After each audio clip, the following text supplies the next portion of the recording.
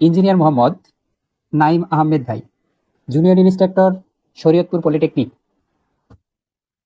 ভাইকে ভাইয়ের মূল্যবান বক্তব্য প্রদান করার জন্য অনুরোধ জানাচ্ছি।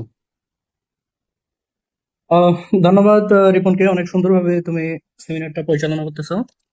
উম, তার পাশাপাশি আমি ধন্যবাদ দিতে চাই আসলে এই সেমিনারের পিছনে যারা কাজ করছে আয়োজনটা করার জন্য। কারণ সেমিনারের পাশাপাশি আসলে আমাদের জন্য এটা অনেকটা রিইউনিয়নের মতো লাগতেছে আমার কাছে। কারণ আহ, আমি আমার পরিচয়টা আগে দিয়ে দিই। আহ, আমি হচ্ছে নাইম, বর্তমানে শরীয়তপুর পলিটেকনিকে জুনিয়র ইনস্ট্রাক্টর হিসেবে কর্মরত আছি। আমি ডুয়েট থেকে বের হয়েছি 2022 সালের দিকে। এরপরে আসলে গাজীপুর থেকে চলে আসা হয়। খুব কম যাওয়া হয়, অনেকের সাথে হয়তো অনলাইনে পরিচয় আছে, অনলাইনে দেখা সাক্ষাৎ হয়। আর আমার পলিটেকনিক ছিল দিনাজপুর পলিটেকনিক, আমি 2017 থেকে বেরোছি। তো আমার টপিকস হচ্ছে যে কথা বলার জন্য বলা হয়েছে যে ডুয়েট আসলে সঠিক সিদ্ধান্ত কেন। আমাদের যেহেতু সবাই ডিপ্লোমা পলিটেকনিক স্টুডেন্টদেরকে নিয়ে আসছে সেমিনার। ডিপ্লোমা কমপ্লিট করার পর অ্যাকচুয়ালি আসলে আমাদের কেরিয়ার গড়ার, প্রফেশনাল লাইফে যাওয়ার আসলে কয়েকটা রাস্তা আছে। যেমন আমরা মোটামুটি 80-90% স্টুডেন্ট আসে জব প্রিপারেশনের দিকে, তারপর অনেকে আসে ডুয়েট এডমিশনে, অনেকে বেসরকারি ফার্মে বা হচ্ছে ইন্ডাস্ট্রিতে ঢুকে যায় ডিপ্লোমার পরে। আবার অনেকে দেশের বাইরে যাওয়ার জন্য ট্রাই করে। আরেকটা প্রফেশন, আমাদের তো একটা প্রফেশন চুজ করতে হয়, এগুলোর মধ্যে যে কোনো একটা চয়েস করে নিতে হয়। তো এই যে চয়েস করে নিতে হয়, অ্যাকচুয়ালি এটা কখন সিদ্ধান্তটা নিতে হয়, কখন যে আমি আসলে কি করব, আমি ডিপ্লোমার পরে কি করব, এটা অনেকে সপ্তম সেমিস্টারে উঠে অষ্টম সেমিস্টারে আসে, অনেকে কনফিউশনে ভোগে আসলে আমি কোন দিকে যাব, আমার ড্রিমটা আসলে কি আমি এটাই জানি না। অনেকে কি করে, ফ্রেন্ড হয়তো বা এডমিশনে আসছে, ওর দেখা দেখে চলে আসে। আবার ধরো যে ফ্রেন্ড একটা জব প্রিপারেশনে গেছে, তার কথা মতো চলে আসে। তো এই জিনিসটা যেন না হয়, আমি আসলে কি করতে চাই, আমি যে কয়েকটা দিকের কথা বললাম যে ডিপ্লোমা পরে আমাদের এই কয়েকটা রাস্তা খোলা থাকে, এই চুজটা আসলে সেকেন্ড ইয়ার বা থার্ড ইয়ারে করে নেওয়াটা বেটার।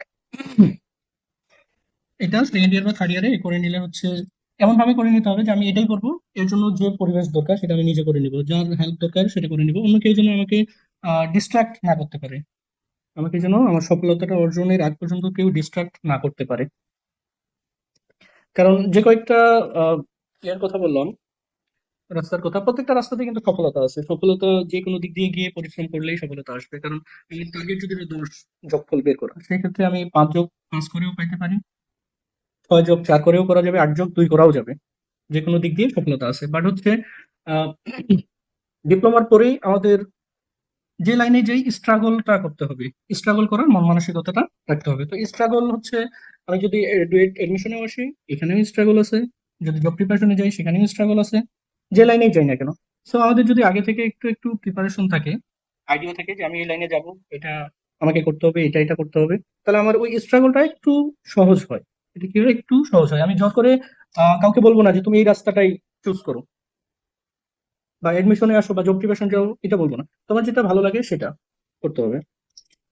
আহ, আসলে ডুয়েট কেন সঠিক সিদ্ধান্ত হইতে পারে, আমি বলি আরেকটা কথা। যে ডিপ্লোমা লাইফে ডিপ্লোমা লাইফে আমি আমাদের সময় দেখছি মোটামুটি আমাদের মিডল ক্লাস থেকে স্টুডেন্টটা বেশি আসে, ডিপ্লোমায় মিডল ক্লাস থেকে বেশি আসে।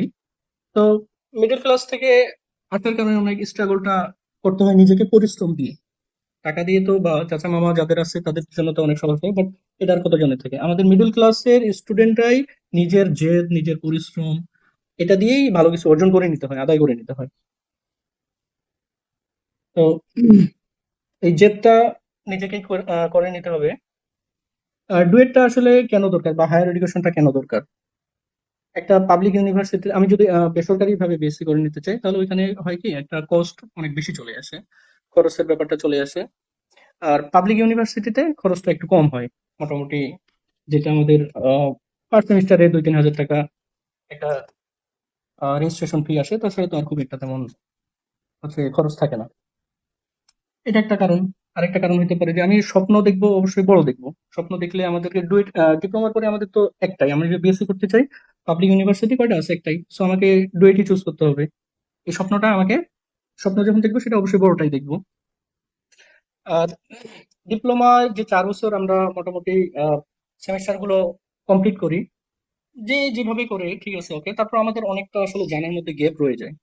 সেটা থিওরিটিক্যাল পড়াশোনায় হোক, কিংবা হচ্ছে আমরা যে যে নিজ নিজ ডিপার্টমেন্টে পড়াশোনা করি ওই ডিপার্টমেন্টের কাজ জানার ক্ষেত্রে হলেও গ্যাপ রয়ে যায়। আসলে নিজের মধ্যে কতটুকু গ্যাপ আছে এটা জানার জন্য হলেও আমাদেরকে জব প্রিপারেশন বা এডমিশনে আসতে হয়। এইখানে আসলেই আসলে বোঝা যায় যে আমার নিজের মধ্যে কতটুকু গ্যাপ আছে।